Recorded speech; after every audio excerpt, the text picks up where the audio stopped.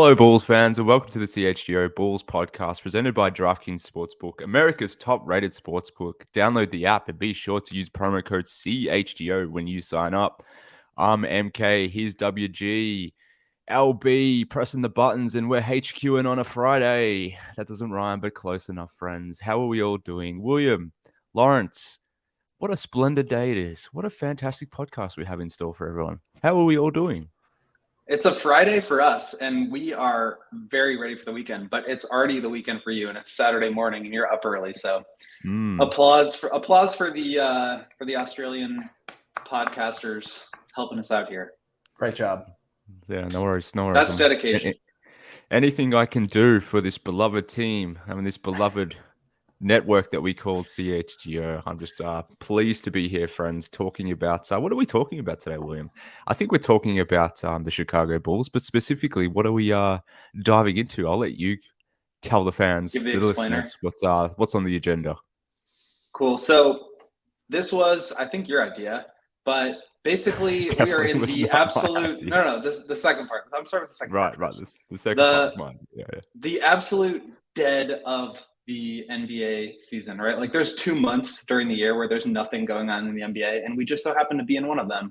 So we're trying to get creative here. We're trying to have some fun. So we came up with some fake betting lines that we can kind of use to help project and predict how the Bulls might do in certain areas, and give us a chance to talk about where they maybe improved, where they still stand to improve. So we'll get into some of those in the second part of the show. But first, I wanted to give you, Mark, the stage to just express your ever-living hate for Patrick Williams. Why do you hate him so much? Why do you rain on everybody's parade when we see him, whooping some ass on the pickup court? It just means nothing to you. Thank you, Lawrence, for pulling this up. But everybody gets so excited when they see him going for a layup, and Evan Mobley's on the court defending him, and you're just out here wet blanketing, just raining on everybody's parade as he just drills jumper after jumper in Evan Mobley's face. Future Defensive Player of the Year, Evan Mobley. What's your deal, Mark? Why do you hate Patrick Williams so much, Mark? Well, look at that long too, Pat. Come on. Let's be very clear before we launch into this. This is how this segment came to be. I logged into Notion where we, outline what we're going to talk about. And I logged in there in good faith thinking, all right, what are we going to talk about today on this Friday?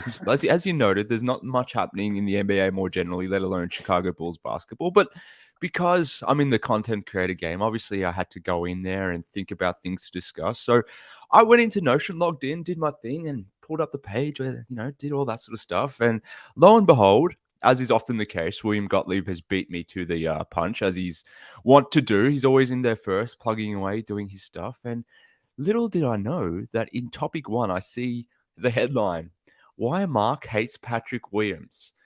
And I just had to laugh.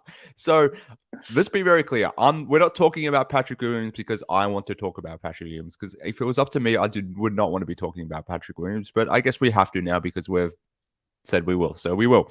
Why do I hate him? Let me just say real quick, because every time something like this comes up, and it always happens, there's a segment of fans who are like, this is going to be Patrick next year. Like, inject this into my veins. This is not who Patrick is. He's going to be like 25, 30 usage guy scoring 25 points a night and like running the offense.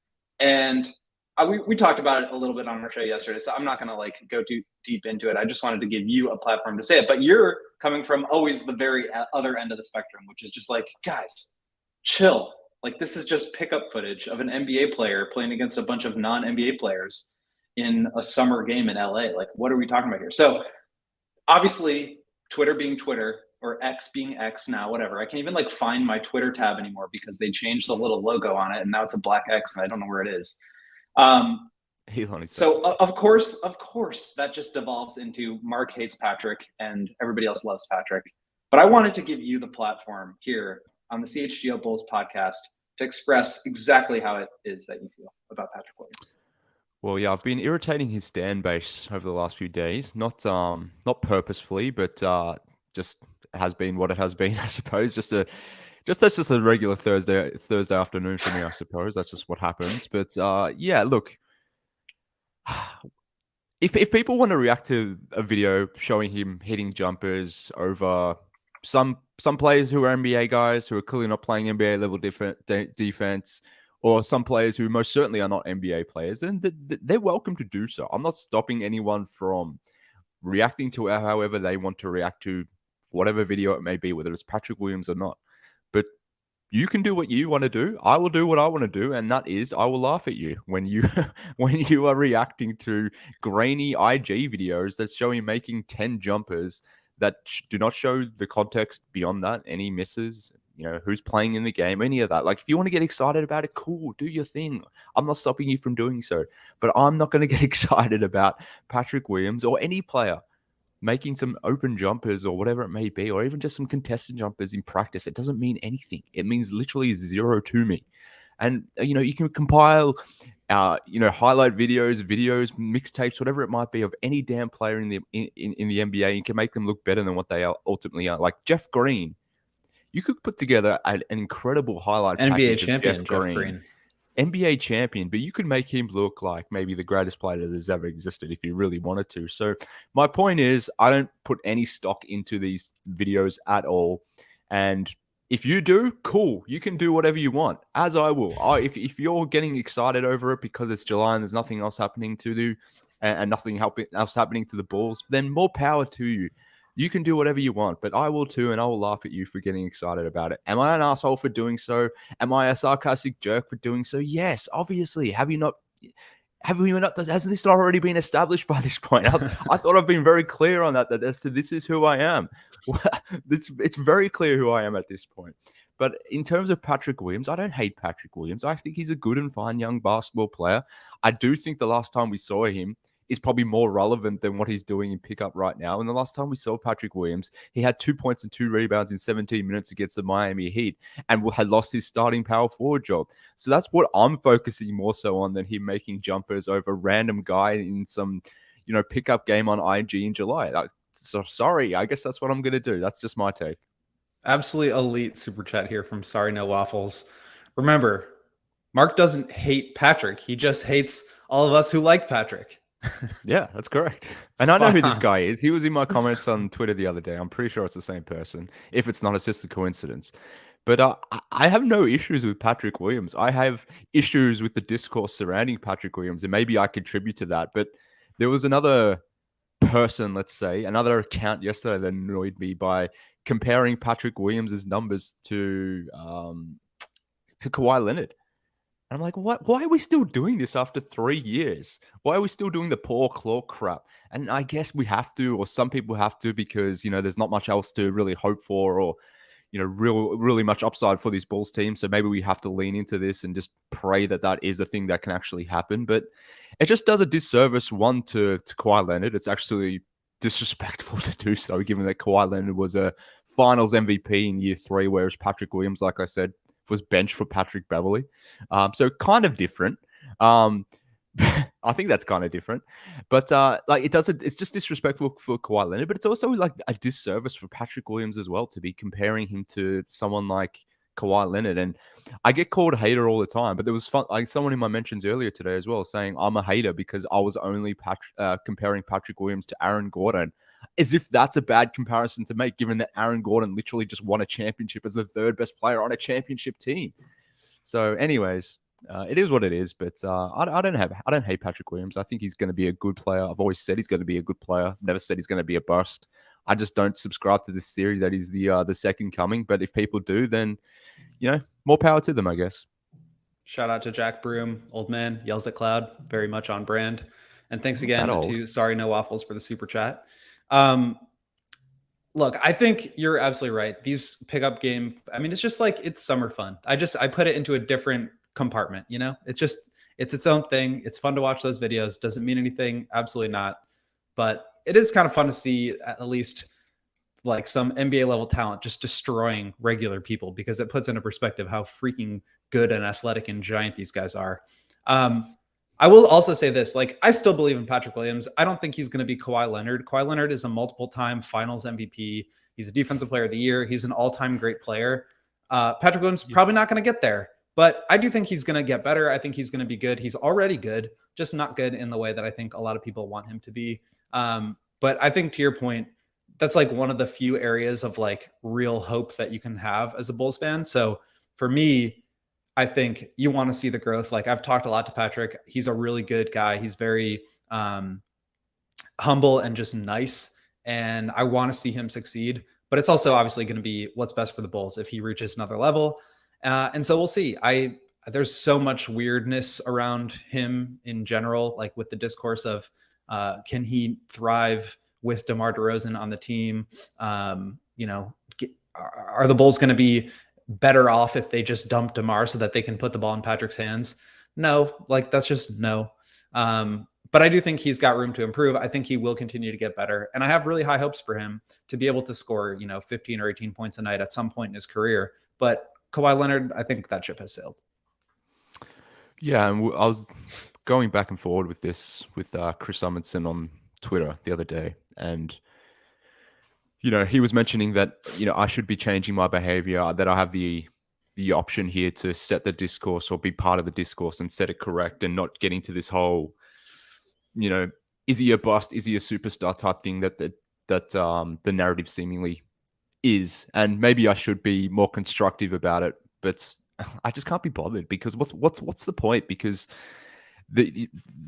he's so polarizing in so many ways, Patrick Williams. To be clear, I feel like I have the right opinion about Patrick Williams. I think he's a good and fine player.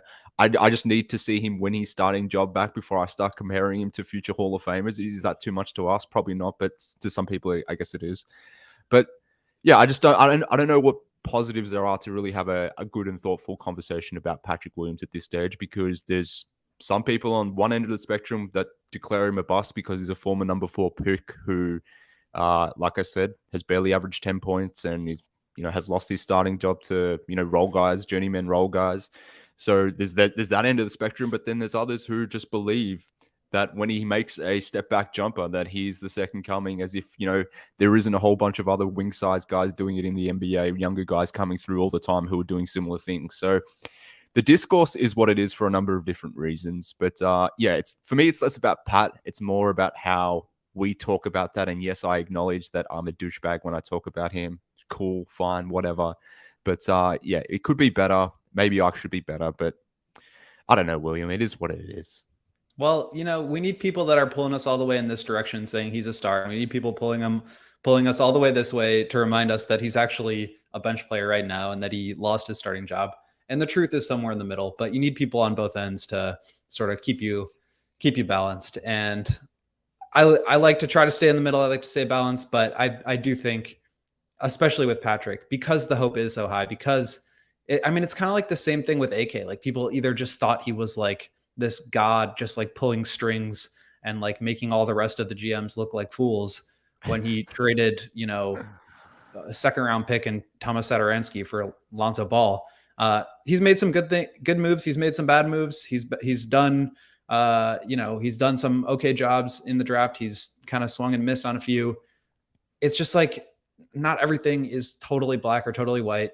And I think with a guy who's in Patrick's position, who's as young as he is, who, I think gets the benefit of the doubt a lot of time because of missing that season, because of being only 21 years old. He still is young. He still did miss a season, but he's also had a lot of time in the NBA to prove that he could be more than what he is, and he hasn't done it. So I think it's fair coming from both sides, but I think as much as it's important that we have people on either end of the spectrum pulling us in opposite directions, it's also probably fair to have somebody in the middle just saying like, all of this stuff is true to a certain extent. And I don't know. That's where I try to be. Lukewarm takes with Will. That's my logo.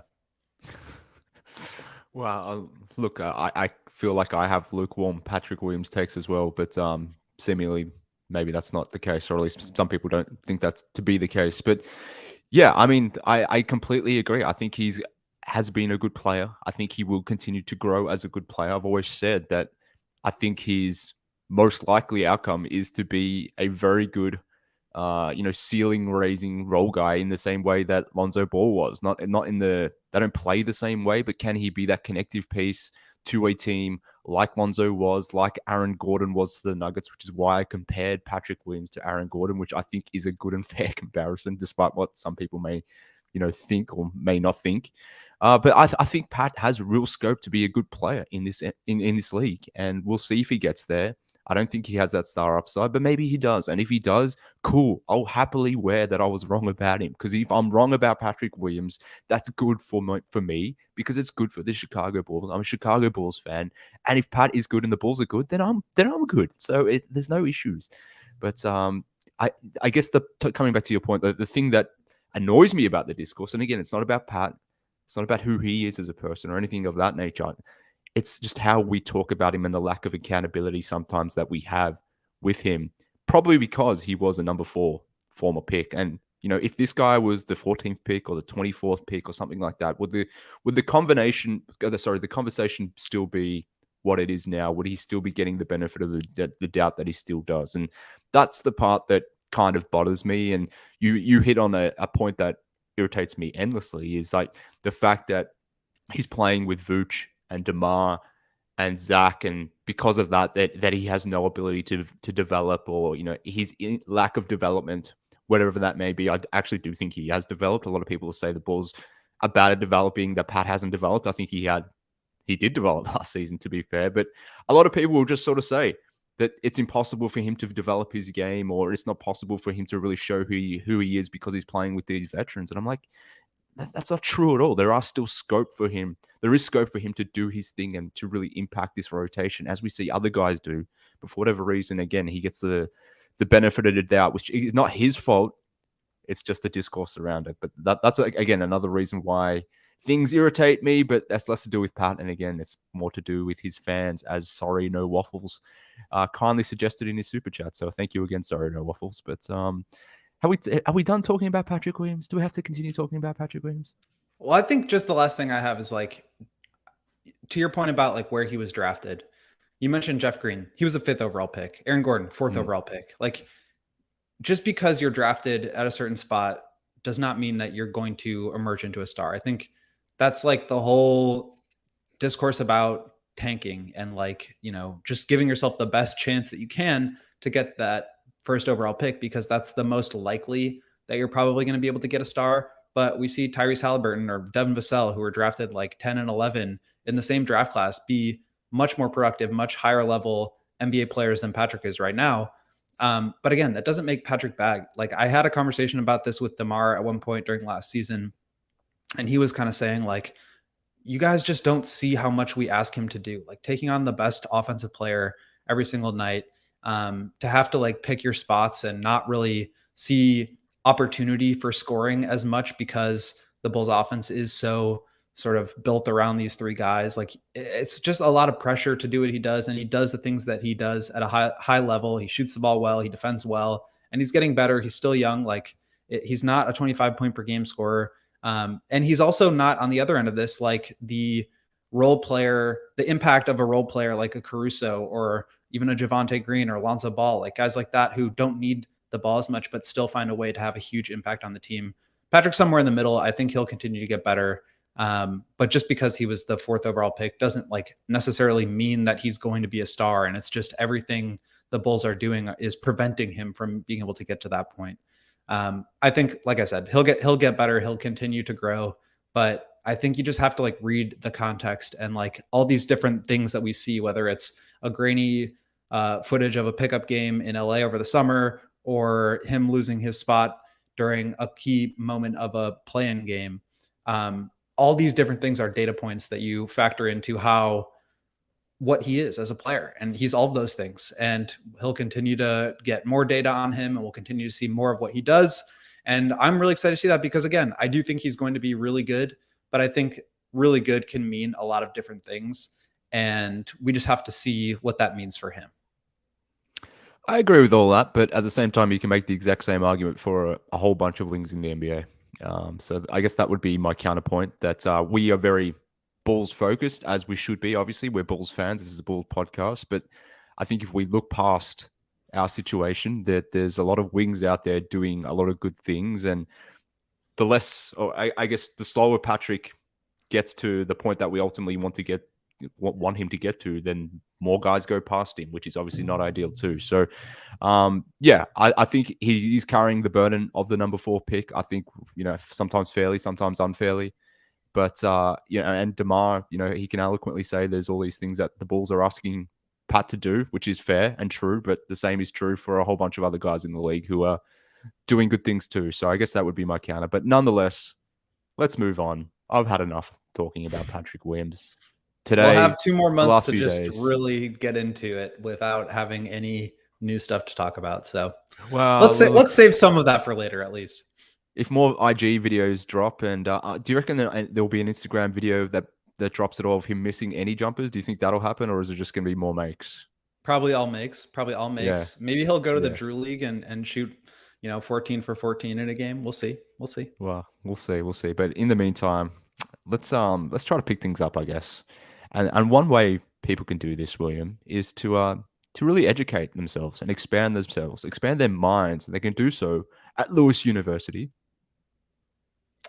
That is absolutely right, my friend. Lewis University is for students just like you, with full-time jobs, families, and who have full-time responsibilities, and of course, are full-time sports fans. But if you're interested in going back to school to earn a respected degree, you can do that at Lewis University. Located just 35 miles southwest of Chicago in Romeoville, it is ranked as one of the U.S. News and World Report's top-tier colleges. Lewis partners with numerous employers for tuition discounts and offers evening, online, and blended formats to help you balance work, family, and education. The faculty at Lewis University also bring real-world experience and instruction into the classroom, which is immediately relevant to your career, and they can offer career support and academic resources for adult students. So if you're looking to complete your bachelor's or master's degree or enroll in a professional certificate program, Lewis has the right program for you.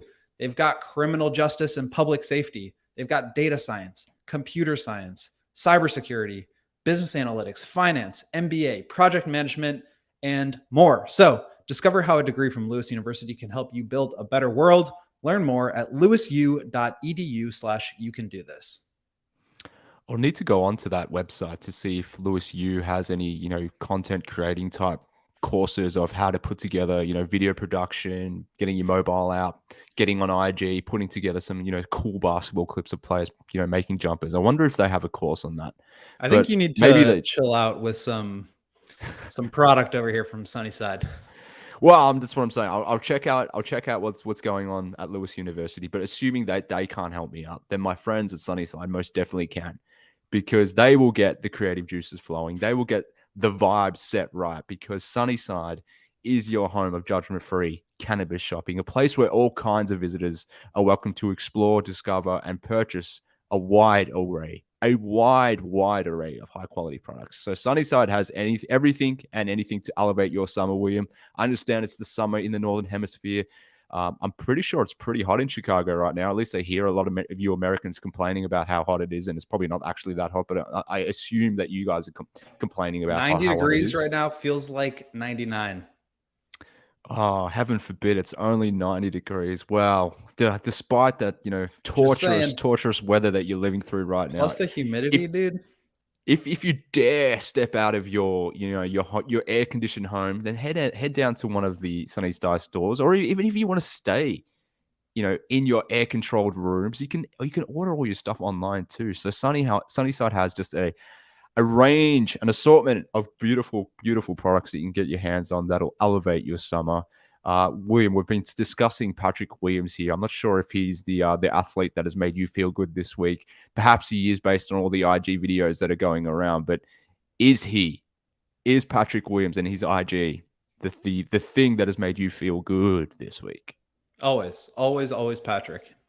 There you go. And through August, friends, if you head to sunnyside.shop and use promo code CHGO25 at checkout, you will receive 25% off your order. That order is, that code is one use per customer, and it's not necessarily stackable with other promotions, but it's for new customers, but also returning customers too. So that's a benefit. So be sure to use that promo code CHGO25 to pick up everything you need to elevate your summer. You must be 21 or older, or an Illinois med card holder. Now, moving on.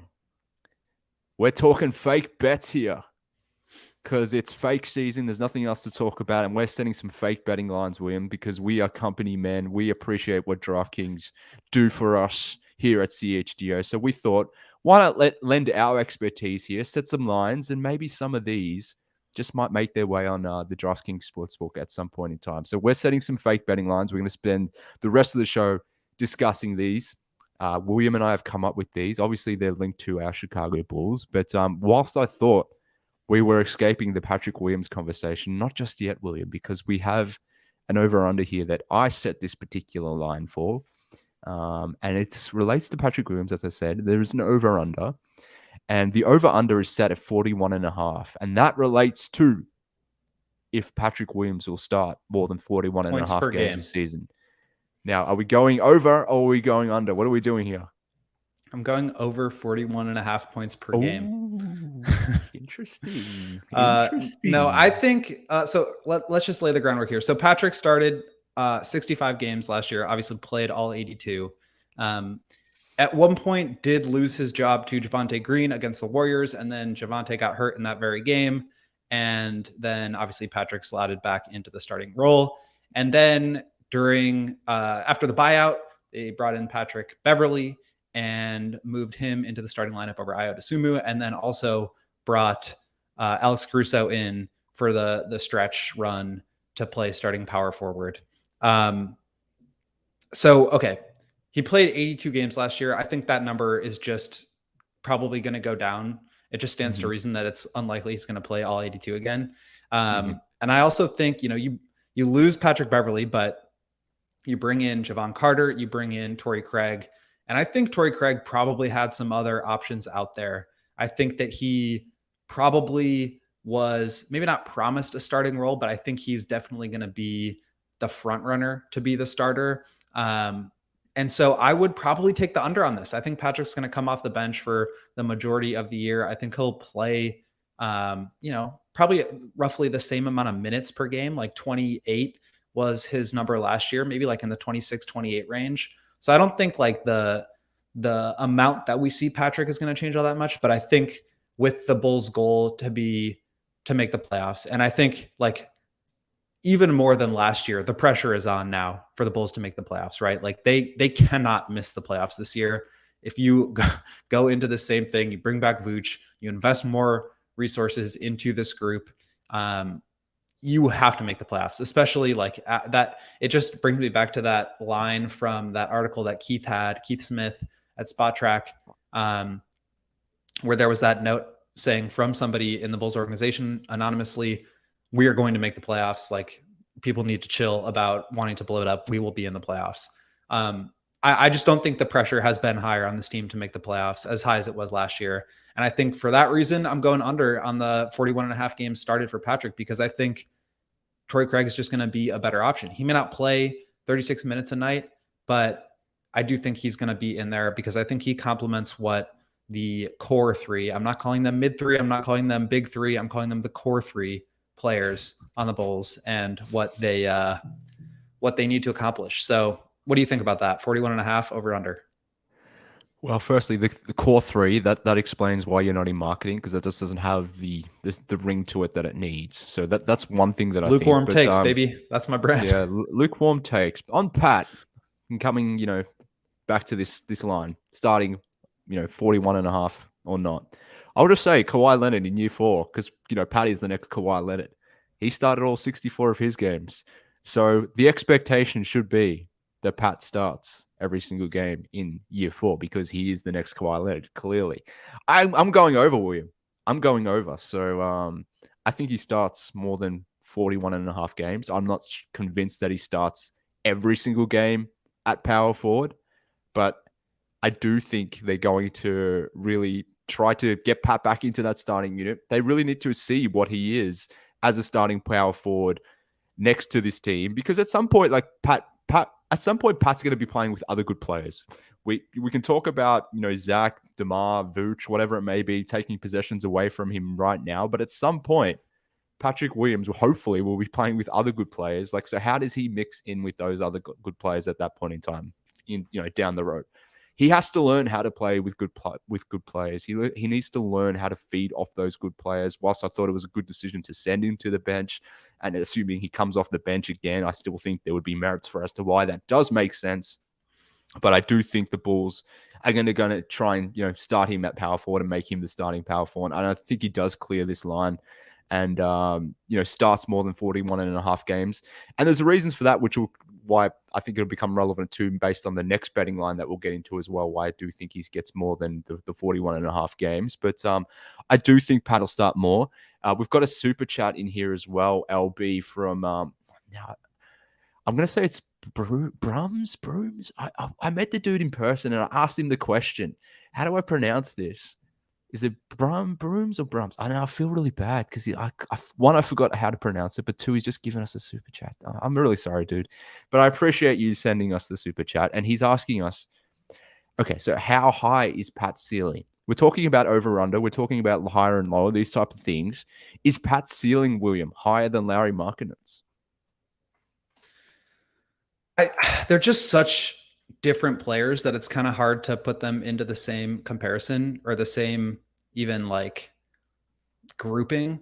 But like Lauri Markkanen averaged 19-9 on 43, 36, 87 in his second year with the Bulls. Like he was putting up big numbers.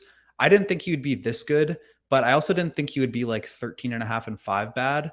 That was his worst season with the Bulls, 13.5 points, 5 rebounds, and that's better than anything Pat's done. So in terms of scoring, I think Lauri is just going to be a better player until Pat falls into huge usage, and then obviously like things really clicked for him in Utah, and he just absolutely exploded. Like for people that don't remember, 25 points, 8.5 rebounds on 50, 39, 87 shooting splits. So like, I mean, was he on an all-NBA team? If not, he was, so. I mean, he was an all-star. He was like on the fringe of all-NBA. Like, I just think it would have to take so much for Patrick to get to that level. But granted, again, I didn't think Lauri would get to this level. I think Patrick can be really good. I think he's a better defensive player. So that sort of raises the tides a little bit for him. But I don't see Patrick being like an all-star fringe all-NBA guy in the next several years. Yeah. Now, look, something tells me that Dave doesn't listen to HQ Fridays. I'm just guessing, I'm assuming, but and I'm confident in that, and that gives me the impetus to say this. But I still doubt Lauri Markkanen. I'm still doubting how real that Lauri Markkanen season was, and if it's something he can replicate again. I don't think he's going to. That's my pessimism. It would not surprise me if that's the best year of his career. I mean, that is a tremendous year of production. Yeah. So, Big Dave, if you're listening to this, then well, then one, I know you're listening to HQ Fridays, but if you are, I'm hoping that Lauri slander hits you hard there, sir. But yeah, I don't think Pat has the same ceiling as Lauri. I don't think Pat will ever produce the season that Lauri just did. But to your point, I didn't think Lauri was. I didn't think Lauri had it in him to do that as well. But yeah. But if he's playing like that, he's gonna hit the over 41.5 games started. That's for sure. Yeah, and look, maybe if he hits that as well, he'll be the next Kawhi Leonard. But until then. Let's see if he can win his starting spot back. But I'm saying he will, and I'm saying he's going to clear that the 41.5. Williams going under. So interesting. Who is the real Pat hater after all? Do I want Patrick to start? Probably. Do I think he will? Probably not. I'm just finding it interesting. That's all. I just find it interesting as to who the real Pat hater is on this podcast. That's all I'm saying. Stop moving on though. The blame onto me, Mark. Let's move on. Moving on, and I think this is somewhat connected. But on to the next over under. We've set the line here at 25.5, and that 25.5 relates to games missed between Zach LaVine, DeMar DeRozan, and Nikola Vucevic. They only missed 13 games in total last year. William. Do they miss more than 25.5 games this season? I think it's an interesting one, and I think it is connected somewhat to the Pat question, but do you think they miss more than 25.5? That's a tough one. I think just the odds of them doing that again, of only missing combined 13 games, is pretty it's pretty small. I mean, like so the year before, DeMar played 76. That was, I believe, a team high. So that was 6 games missed. Zach played 67. So that's 15 right there. And that's basically at what was it? 25 and a half. And then Vooch missed 9 games. So I just think it could be as simple as, a small injury that holds somebody out for 2 weeks and now they're right on that threshold. I don't know that you can count on 82 games from Vooch. I don't know that you can count on 77 from Zach. I think 74 is pretty in line with what DeMar will play. And I'm not saying they're going to miss like 50 games or anything, but I think that line, I think it's set pretty fairly just to sort of reflect the reasonable number of games they miss. But I think ultimately it will be probably in like 26 to 30 range. So I would take the over on that one. Me too. I'm banging the over here. Really banging that over right here. So I think that's going to be the case. I can't expect the Bulls to have the same level of health luck that they did last season. Lonzo aside, clearly that's something that we have to put aside again this year, unfortunately. But the Bulls, more for the most part, beyond Javonte Green, were a pretty healthy team last season, and despite that, only managed to win the 40-odd games. So, if Zach, DeMar, and Vooch miss more than 25 and a half games, so let's call it 26 or more games, then how does that impact the win-loss record? And that's when you really need guys like Pat and Kobe and all the others to really step up and do their thing. But that's another reason why I think Pat does start more than 41 and a half games, because there will be games where DeMar misses or Vooch misses or Zach misses, whatever it may be, where that starting unit has to have a repositioning of sorts. And because of that, I think there'll be more of an opportunity for Pat and others to get into that starting unit. And I do think that we shouldn't be expecting the same level of health that we saw last season. And unfortunately, I do think, it may not be anything super serious, but one ankle roll here, or a shoulder, a hit to the shoulder, whatever it might be, something small that only is a 2-week injury, but 2 weeks is 7, anywhere between 6 to 8 games sort of thing. So if one or more of those guys have a couple of those type of little niggles, then that can happen. And then at that point, you easily clear that over. So I'm taking the over on this one, unfortunately. Yeah, I think that's just the safe bet. I think in order to hit the under on that, like you would need to have another season of like pretty special and lucky health, which, to be fair, like the Bulls have put together a team of guys that do play a lot of games. Like DeMar and Vooch have been extremely durable. Zach has obviously had some bad injuries, but I think is pretty unfairly, recognized as a guy who misses a lot of games. He's had a couple of bad injuries, but I just think it would be like on the less than likely end that they would be able to do that. Yeah, fair enough. All right, well, let's do one more before we take another break. But this somewhat maybe connected to what we discussed here, because health, injuries, these are the sorts of things that typically lead to accolades, to awards, to recognition. But in terms of all-star appearances, Williams, we're setting the line at over-under, or the over-under line at 0.5 all-star appearances. So do the Bulls effectively get 1 all-star, or do they get 0 all-stars? What's your thoughts on this one? I'm going under. I think DeMar was just on the fringes last year, and I think a lot of people would argue that James Harden, who was really, really dominating at that time in the year, should have made it over him. I'm sure there were guys, I can't think of any off the top of my head, but that had been injured, that probably could have made it over DeMar if they had been healthy throughout the start of the season. Zach could be one of those guys where, if he started the season playing as well as he did to end the season, I think he would have been there for an all-star appearance. But the East continues to get better. And I think the guys that have been on the all-star team from the Bulls have been on the lower end of that level. And, I don't necessarily foresee a huge jump from DeMar this year. I don't see one from Vooch. I think Zach's really the one guy that still has another level to get to. So we'll see. But again, that would depend on health. That would depend on just, the team playing a lot better. I think that's another big piece of it. So yeah. I think the safer bet here is to take the under.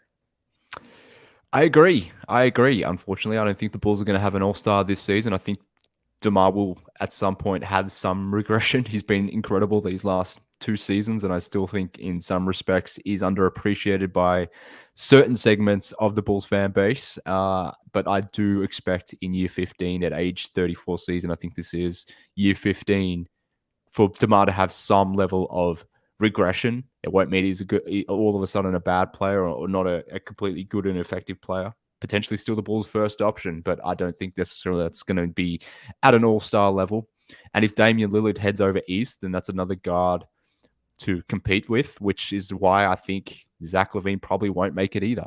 And if the Hawks are good and are better than the Bulls, then I would imagine the voters would lean Trey versus LaVine as well. So yeah, it's going to be contingent, obviously, on the team's win-loss record. We'll get into that a little bit later on, but I'm taking the under here as well, William. But let's move on. Let's pay some bills, and let's start with our friends at Shady Rays, who we've already established. It's very hot in the summer. It's very hot in the Northern Hemisphere. Our poor Chicagoans are just dealing with 90-degree weather out there. Oh, it's so hot. The sun is beaming down. How will you guys ever survive? But you know what you need to do? If you do venture out of your house, you need to be protecting your eyes.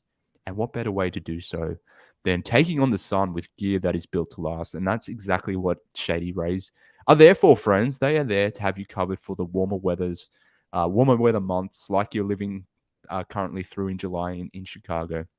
And they got you sorted with these premium polarized shades. And they do it all at an affordable price, William. So if you want to get your hands on some just beautiful, beautiful sunglasses that look as good as any of those, exorbitant, over-the-top designer brands, Shady Rays have you covered. They're giving you the best looking sunnies. They've got you covered and protecting you from that just absolutely hot and beaming sun that you guys have to deal with. And they're doing it all at an affordable price. And better yet, they have a lost and broken replacement policy whereby if you lose your sunglasses, if you sit on them, if the sun is so hot that it just happens to melt away your sunglasses, Shady Rays will get you sorted. You can see the Shady Rays dingoes to just over my right shoulder here, looking just absolutely fine. Look at these beautiful premium polarized shades. They look damn good. They look designer level worthy good. And like I said, all at an affordable price. And even better, friends, even better, we've got you hooked up with a 50% off code. So if you want to jump onto shadyrays.com, use promo code CHGO. And when you do, you'll receive 50% off two plus pairs of polarized sunnies. So try them out for yourself, as Dave would say. And again, Dave's not listening to this, so I'm not going to do the Dave voice. But try them out for yourself. Try yourself. Try it out for yourself. Over 250,000 people online have given this company a 5-star review. Now, if you don't want to believe me, if you don't want to believe Will or LB or the Shady Rays Dingo, then put your trust in those 250,000 people who have given Shady Rays a 5-star review. We're hooking you up with 50% off with the promo code CHTO. When, like I said, come thank me later because you will be looking fine. You will be looking absolutely incredible in your Shady Rays. You'll be doing it at an affordable price, and you will be able to tackle that beaming hot sun with these beautiful sunnies, Will. So you got your Shady Rays on. You go to Sunnyside Dispensary and you pick up what you're looking for there. Then you're going to walk yourself over, not drive, because that would be irresponsible and illegal. But you're going to walk over to Circle K, one of our newest partners who we're very excited to partner with, and pick up some of your favorite snacks, some coffee, some Goose Island beer maybe, and any snack that you want. And then once you sober up, the next day you can head over to Circle K and get premium gas for great prices. So check out Circle K if you're on a road trip, if you're just driving around. They've got the best deals you've ever gotten. They've got great pickups, and they've got locations everywhere. So thanks to Circle K for sponsoring CHGO. Visit the nearest Circle K to pick up all your favorite finds. Beautiful. Thank you, William. And thank you for being a responsible person by suggesting walking. That's definitely what we're endorsing here. But if you can be brave to do so, again, just thinking about all of you braving that extreme heat, thoughts and prayers to all the Chicagoans out there. having to deal with that. But let's conclude the show. We've got 15 minutes or so left. Let's do some more fake betting lines. We've got a lot more to go Should we through. rattle through a bunch of these? We've got a handful. Yeah, so let's move them through them quickly. I want to hit on this one because this is a take I've been brewing in the back of my dome. It is a large dome. There's not much in there, so I'm not sure how relevant this will be in there. How relevant this is. Maybe I'm off, but I'm working on a take, William, that suggests that the Bulls haven't really materially changed their shooting profile. I think we've maybe bought a little too much into the Javon Carter and Torrey Craig signings. I think they're obviously very good signings. I think they will help in a number of different levels. I think they'll certainly help from a three-point shooting perspective. But I think the fan base more collectively has just gone a little bit too far in thinking that the shooting profile of this team has changed materially. I don't think it has that much. Maybe I'm wrong. But maybe I'm wrong, but we'll see. We'll see. But I'm setting an over-under of 24.5, and that 24.5 represents the Bulls' position in the league. So, will they be 24 or better in terms of three-point attempt rate? You're taking the over or under of that? Wait, are you saying 24.5 three-point attempt rate? 24th in the league or not? Like 24th or better in the league? Okay, because I was about to say they were bad last year, but they were still 30.4 three-point attempt rate. Yeah. That would have. So I'm effectively saying, are they bottom five or not? Are they bottom five or not? Are they going to be bottom five? They were 1.5% away from being 26th or 25th this year. About 2.5% from being 24th.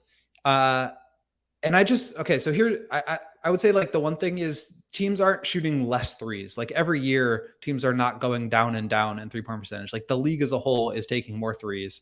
I think that the Bulls probably understand the criticism that they've gotten, certainly from the fan base, and just the way that like the rest of the league has sort of talked about them. They understand from that perspective, and obviously just from the perspective of how much more dynamic it makes an offense, that they do need to shoot more threes. They brought in shooters. I think Javon Carter will help a lot. I think Torrey Craig helps a lot. I agree with you though, that it doesn't necessarily boost them into like top half of the league. But I think that they are putting enough of an emphasis on it this year to get in out of the bottom five. I think they will be in the bottom 10, but I'm taking the over on bottom 5. Interesting. I also want to take the over here, but something's pulling me towards the under, and some numbers here. So purely per 100, not necessarily contextual, but Patrick Beverley shot 6.5 threes per 100 possessions last season. Javon Carter 8.9. So you're getting 2 extra threes from him per 100 possessions. It's not a material change there. Torrey Craig 6.3 threes per 100 possessions. Derek Jones Jr. 4.4. So again, more, but it's not massively more. Now, are those guys more accurate than Beverly and DJJ? Yes. So I would assume that the threes that they do take, they're more likely to connect on them, which is obviously as important as three-point attempts. Now, obviously that's per 100. These guys aren't going to be playing per 100. They're not going to be playing 100 possessions. And obviously those numbers are influenced by the rotation and how many possessions these guys actually play. So that's all to say. I'm gonna take the under just to be a contrarian here. I don't necessarily think that will necessarily play out, but just to be a little bit different, and because I came up with this particular one, I'm gonna take the under. But let's keep it moving. Top 10 defense, William. 10.5 is the line. Are the Bulls going to replicate what they did last season? Can they be a top 10 defense, or are they going to fall down a little bit this season? Yeah, so last year, obviously, they finished, I believe, 5th in defense, which was pretty surprising, I got to say, missing Lonzo for the whole year. But they were like squarely in the top 5. They were closer to 1 than they were to 10, I believe. Or if not, it's just like smack in the middle. So, they were like a legitimate top 5 defense. I think they probably will continue to be a top 10 defense. So I'm going to take the over 10.5. But I would not be surprised if they fall down to like 10th. But I think a lot of what they did was pretty legit. They have brought in more good defenders. They were just as good in the second half of last season. So, adding Javon Carter, adding Torrey Craig, having more veteran presence and understanding. A lot of it will depend on the health of this team. And you could put that caveat on just about any aspect of these conversations. But I think I think they'll be around top 10 for sure. Yeah, I'm banging the over here. I believe in my father, Billy Donovan, to coach up a good defensive scheme as he's done previously. I think the Bulls have shown that they can be a top 5 defense. Hit that like for Billy Donovan and this defense. I think the Bulls will be a top 10 in defense again. And, despite my pessimism around the shooting profile changing, when you add Javon Carter and Torrey Craig to a team that was already top 5 in defense, I think that you should be, if you're not maintaining the top 5, then you should be at least maintaining the top 10. So I think that is certainly feasible. I was speaking out of my ass there when I was saying that the Bulls were better in defense the second half of the season, but I just looked it up and they were not only better, they were number 1. They had the best defense in the second half of last season. Obviously that came with Pat Bev and Caruso just absolutely wrecking guys. But I do think that they're going to play more closely to that level with Javon Carter and Torrey Craig and Alex Caruso for the whole season. So I'm going top 10. Yeah. Yeah. Let's lock that in. Quickly going through, we've got maybe 5 or 6 more to go. So let's touch on these quickly. In terms of over under in the net rating of this team, we're setting the line at 0. The line for this team from a net rating point of view is 0, at least what we're setting the line at. Do you think there will be greater than, or are you taking the over in terms of net rating at 0? Last season, they were 1.3. I'm taking the over. Yeah. Last year, they were 1.3. They were negative the year before that when obviously their record was a little bit better. So I think we're just seeing swings in one direction or the other, but I think they're going to be a better basketball team this year. And I think that will result in a better than 0 net rating. Will it be better than the 1.3 that it was this year? Probably. I'm not as convinced about that one, but I definitely think they will be above 0.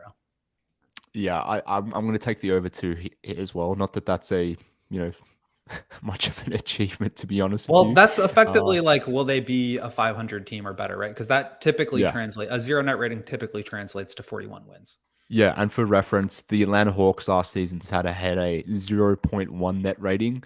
They were 19th in the NBA with that, and they were literally bang on 41-41 last season. So, yeah, I'm taking the over. Not that I'm suggesting the Bulls are going to be a great team or anything like that, but I think they'll be slightly above 0 in terms of net rating. So I'm taking the over there.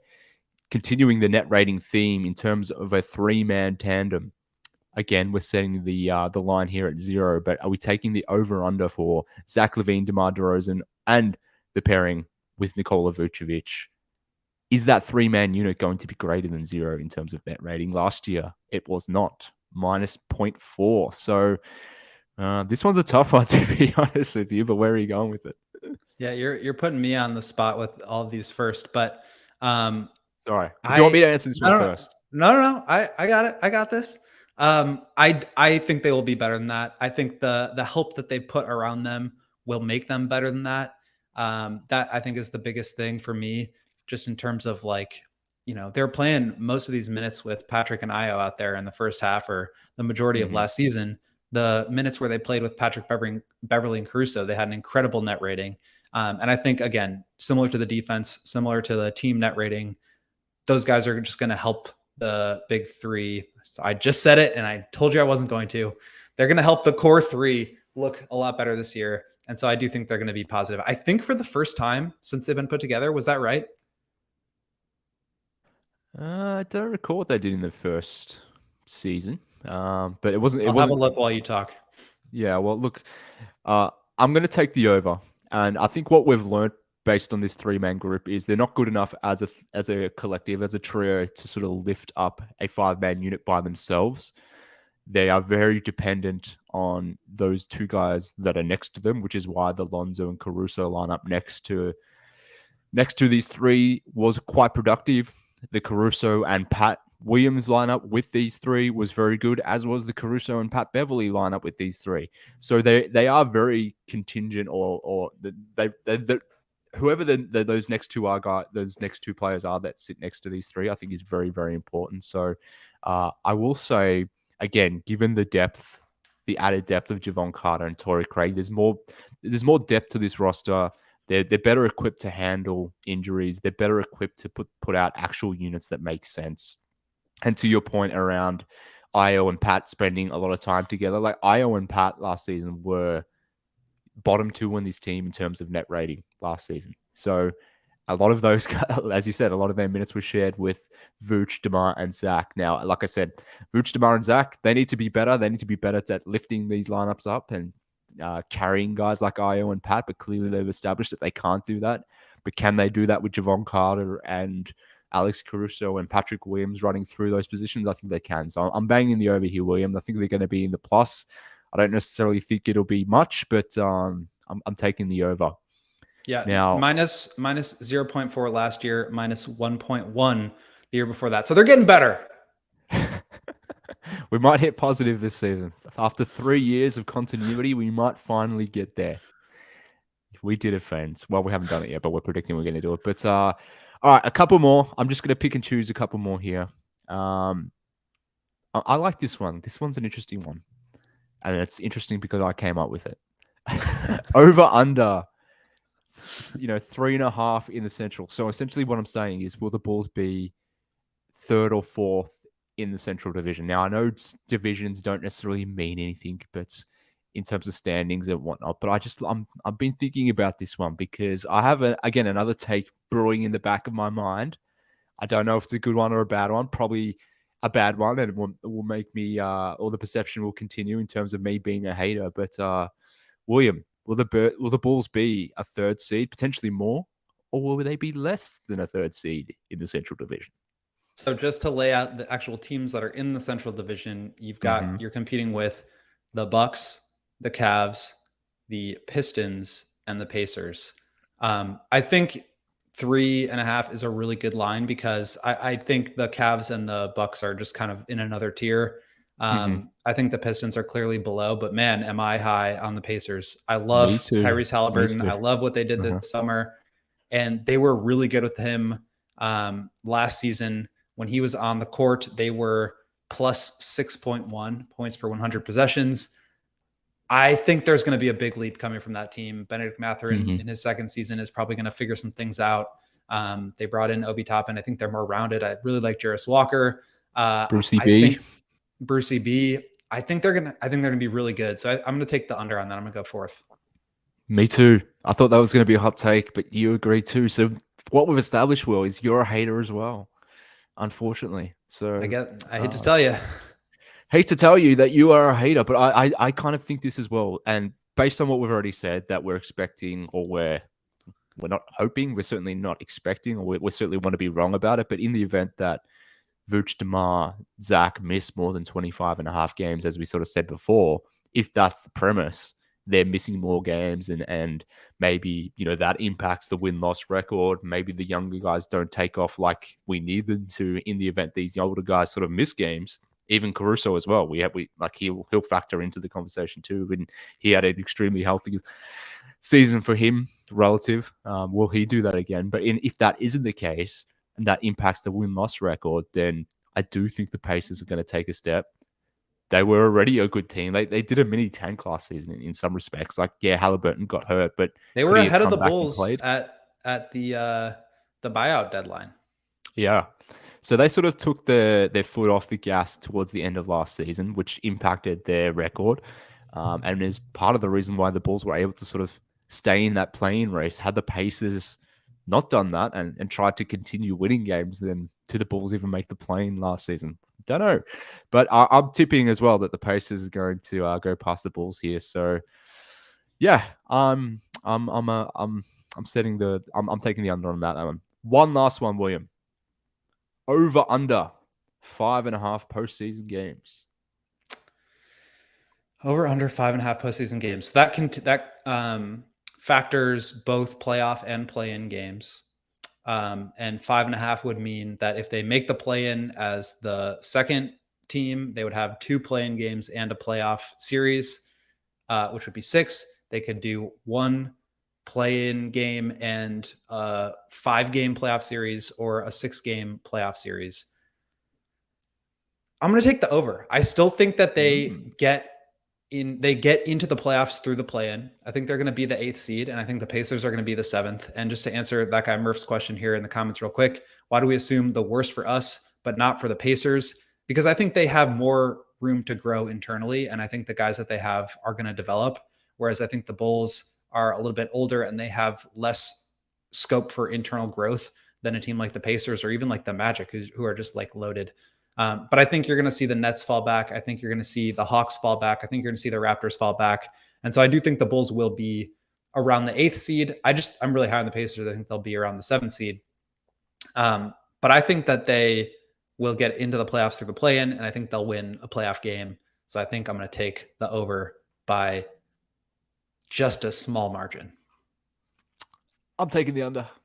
I'm taking the under because I'm a hater. I'm taking the under. I don't think the Bulls are going to make the playoffs. I think they're going to get in the play-in. I don't necessarily think they're going to exit the play-in. I think this season upcoming is going to be very similar to the one that we just saw. So I think they're going to be firmly in that 7 to 10 race.